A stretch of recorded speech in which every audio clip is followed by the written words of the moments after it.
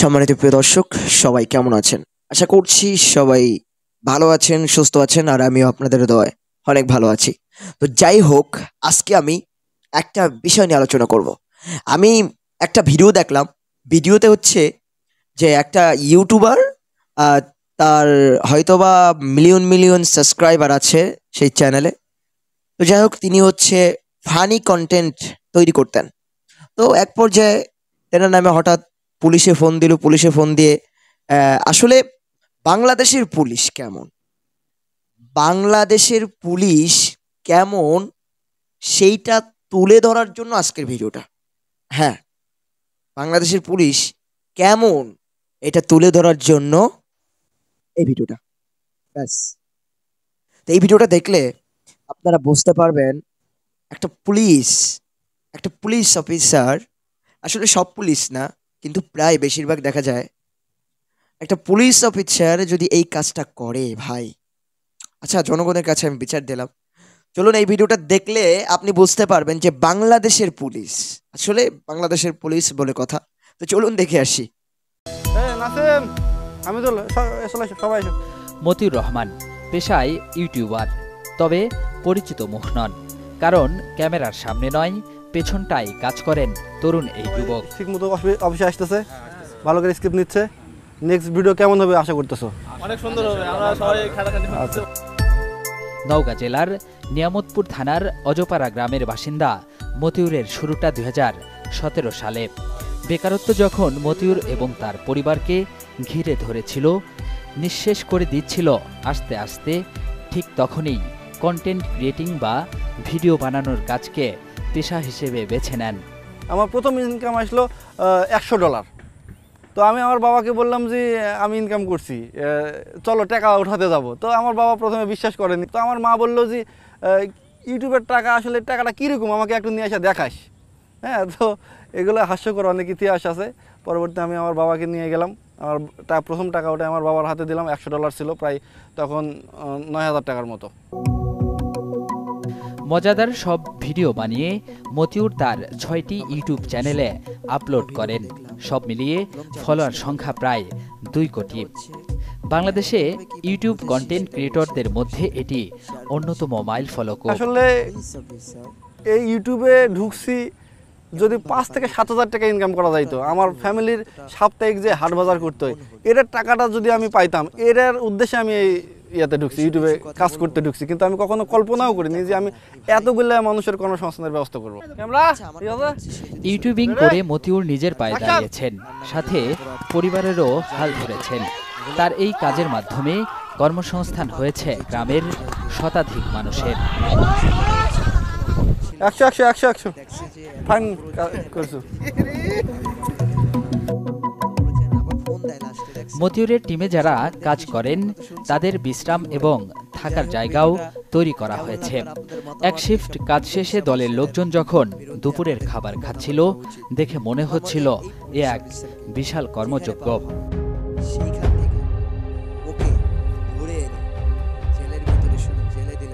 তবে মতিউরের এই সুখ বেশি দিন টেকেনি। অজপাড়া গায়ের ছেলেটি যখন যশ খ্যাতির চূড়ায়, সাথে অর্থবিত্তে বলিয়ান, ঠিক তখনই তার উপর কুনজর পড়ে গোয়েন্দা কর্মকর্তা নাজমুলের। 2020 সালে আমাকে ডিবি থেকে নক করা হয়। ওনারা বলেন যে তোমার বিরুদ্ধে অভিযোগ আছে, তুমি আমাদের সাথে এসে দেখা করো। তো আমি বললাম যে স্যার কবে আসবো? তো উনি বললেন যে তুমি কাল দিন পরে অবশ্যই তোমাকে আসতে হবে, তুমি যদি না আসো তাহলে আমি তোমার উপরে মামলা করে দেবো। মতিউরের শ্রমঘামে আয় করা বৈদেশিক মুদ্রায় নজর দিয়ে ক্ষান্ত হননি নাজমুল। অনৈতিক চাওয়া পূরণ না করায় 2টি মামলার পর তাকে গ্রেপ্তার করে গোয়েন্দা পুলিশ। আটক অবস্থায় তার কাছ থেকে সর্বাধিক ফলোয়ারের মাহা ফান টিভি ইউটিউব চ্যানেলটিও হাতিয়ে নেওয়া হয়। আমার কাছে একটা দাবি করেন। আমি বলি যে কেন স্যার, আমি এটা কেন দিব? আমি তো আর অন্যায় কোনো কিছু করি না। উনি আমার কথা শুনলেন না। উনি আমাকে ধরে 2টা মামলা দিয়ে দিলেন। একটা হচ্ছে ডিজিটাল নিরাপত্তা আইনে, আর একটা হচ্ছে পর্নোগ্রাফি আইনে। সেই থেকে মতিউরের মাহা ফান টিভি গোয়েন্দা কর্মকর্তা নাজমুলের দখলে। সেখান থেকে টাকাও তুলছেন নিয়মিতভাবে। তার উপর চ্যানেল সচল রাখতে মতিউরেরই এক সহকর্মীকে জোরপূর্বক কাজে লাগান। জেল থেকে 7 দিন পর পর বাসায় কথা বলা যাইতো। তো যখন আমার টাকাটা ট্রান্সফার হবে ব্যাংক অ্যাকাউন্টে, আমি বাসাতে কথা বললাম, আমার বাবার সাথে কথা বললাম। সেইখান থেকে আমি বললাম যে বাবা দেখো, ব্যাংকে খোঁজ নাও যে আমার তো টাকা ঢুকে যাওয়ার কথা, টাকাটা ঢুকছে কিনা। তো বাবা আমাকে বলে যে তোমার টাকা ঢুকেনি। জেল থেকে আসার পরে আমি আর ঢাকাতে দেরি করিনি, আবার জেল থেকে বাড়ায় ওখানে দেরি করে আবার ঢুকে দিবে না তার তো কোনো গ্যারান্টি নাই। বাংলাদেশের জনগণের এটা আমি সঙ্গে সঙ্গে বাসায় চলে আসলাম।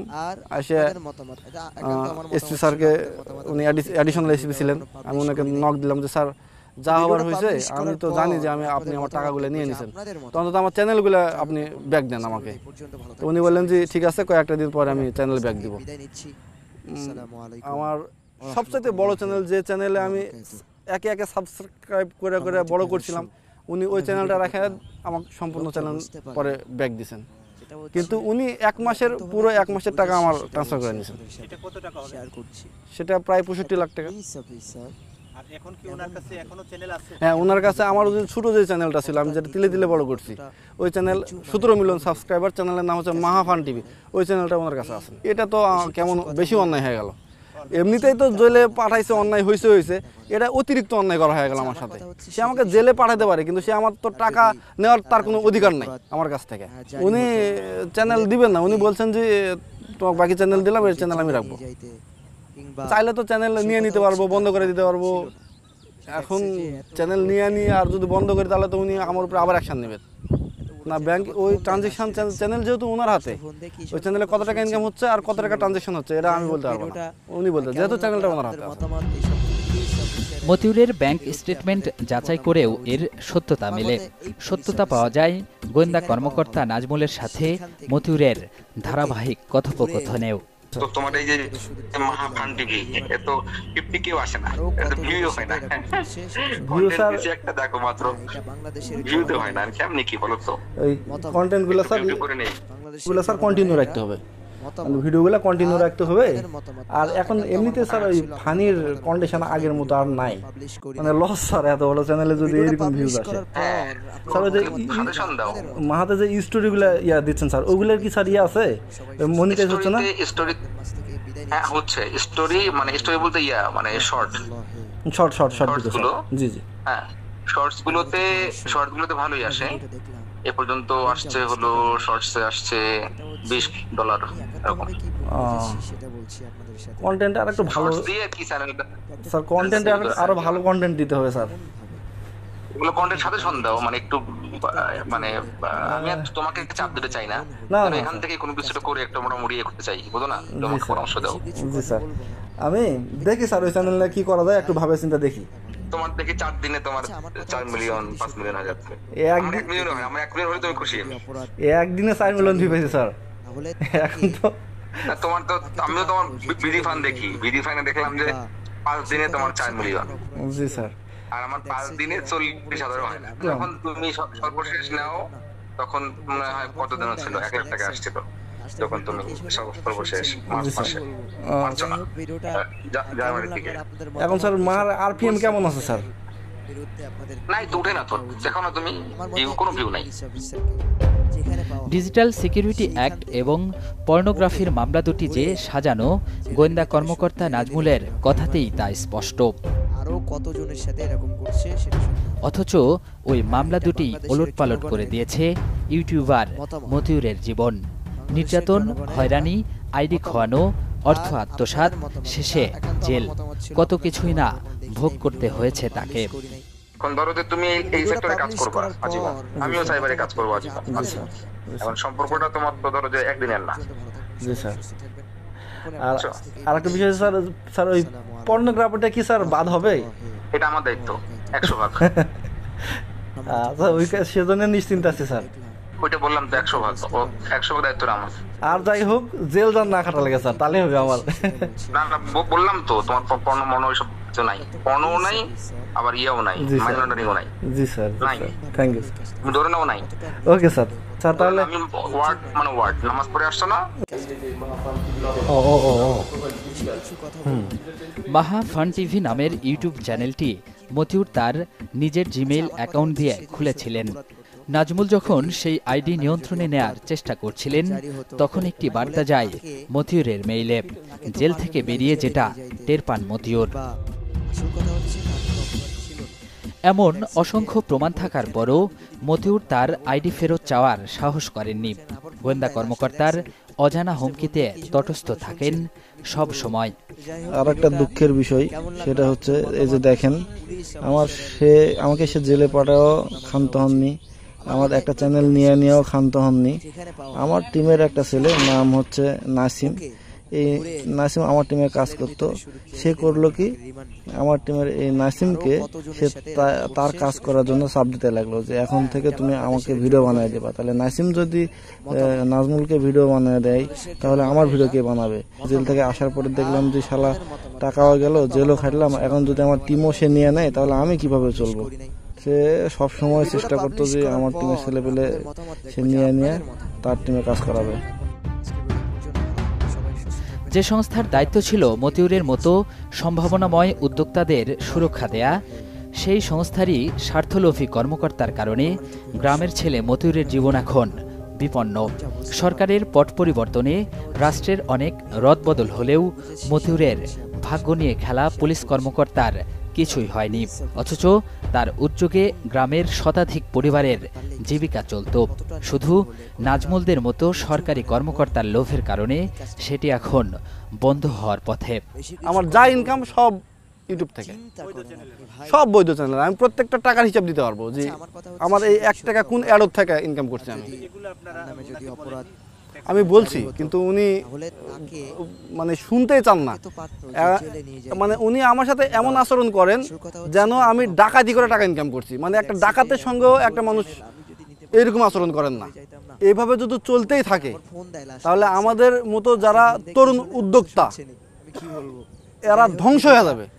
মানে এই খাত থেকে যত টাকা বাংলাদেশে ঢুকে এটা তো আর ঢুকবে না মাঠে। এইরকম করে চলতে থাকলে আমি আর 2 থেকে 3 মাস আসি, তারপর থেকে আমার পথ বন্ধ। এভাবে হাজারো তরুণ নষ্ট হয়ে যাবে। ইউটিউবার মতিউর এরই মধ্যে পর্নোগ্রাফি এবং ডিজিটাল সিকিউরিটি অ্যাক্টের 2 মামলায় খালাস পেয়েছেন। তবে 2 বছরের বেশি সময় ধরে ইউটিউব চ্যানেলটি দখলে রাখেন নাজমুল ইসলাম। এই সময়ে মতিউরকে জিম্মি করে ইউটিউব থেকে প্রায় 1.5 কোটি টাকা হাতিয়ে নেন। তবে অনুসন্ধানের বিষয়টি টের পেয়ে সম্প্রতি ইউটিউব চ্যানেলটি ফেরত দেন গোয়েন্দা কর্মকর্তা নাজমুল ইসলাম। এতদিন পরে আমি আমার ইউটিউব চ্যানেলটি ফেরত পেলাম। আজকে থেকে চ্যানেল আমার। সম্মানিত প্রিয় দর্শক, আমরা ভিডিওটা দেখলাম এবং যা বুঝতে পারলাম সেটা হচ্ছে, আমি একান্তভাবে কি বুঝেছি সেটা বলছি, আপনাদের সাথে শেয়ার করছি যে একটা পুলিশ অফিসার কেমনভাবে পারলে এই কাজটা করে, কতটা নিচু হলে, কতটা নিচু মানের মন হলে এই কাজটা করতে পারে। আমি বেশি কিছু কথা বলবো না, তবে চিন্তা করেন আপনি ভাই, চিন্তা করেন। আচ্ছা, আমার কথা হচ্ছে, সে যদি সত্যি অপরাধ করত, তার নামে যদি অপরাধ জারি হতো, তাহলে তাকে তো পারতো যে জেলে নিয়ে যাইতে, কিংবা আসল কথা হচ্ছে তার কোনো অপরাধ ছিল না। সে দেখছে যে এত বড় চ্যানেল, আমি যদি নিতে পারতাম লাভবান হয়ে যাইতাম না। এত বড় চ্যানেল, আবার ফোন দেয় লাস্টে, দেখছেন লাস্টে ফোন দিয়ে কি শোনে, আপনারা তো শুনছেনই, আমি কি বলবো। তো যাই হোক, ভিডিওটা কেমন লাগলো আর আপনাদের মতামত, এইসব পুলিশ অফিসারের বিরুদ্ধে আপনাদের কি মতামত দেওয়া উচিত? আমার মতে এই পুলিশ অফিসারকে যেখানে পাওয়া হবে সেইখান থেকে ওকে ধরে এনে জেলের ভিতরে, শুধু জেলে দিলে হবে না, ওকে রিমান্ড দিতে হবে। আরও কতজনের সাথে এরকম করছে সেটা শুনতে হবে। হ্যাঁ, এটা বাংলাদেশের জনগণের মতামত, এটা বাংলাদেশের জনগণের এটা মতামত। আর আপনাদের মতামত, এটা একান্ত আমার মতামত ছিল, আপনাদের মতামত আমি এখনো দেখি নাই, ভিডিওটাও এখনো পাবলিশ করি নাই। তো ভিডিওটা পাবলিশ করার পর আপনাদের মতামত দেখবো যে আপনাদের মতামত। যাই হোক, এখন আজকের ভিডিও এই পর্যন্ত। ভালো থাকবেন সবাই, সুস্থ থাকবেন। এখনই আপনাদের মাঝ থেকে বিদায় নিচ্ছি। আসসালামু আলাইকুম ওয়া রাহমাতুল্লাহি ওয়া বারাকাতুহু।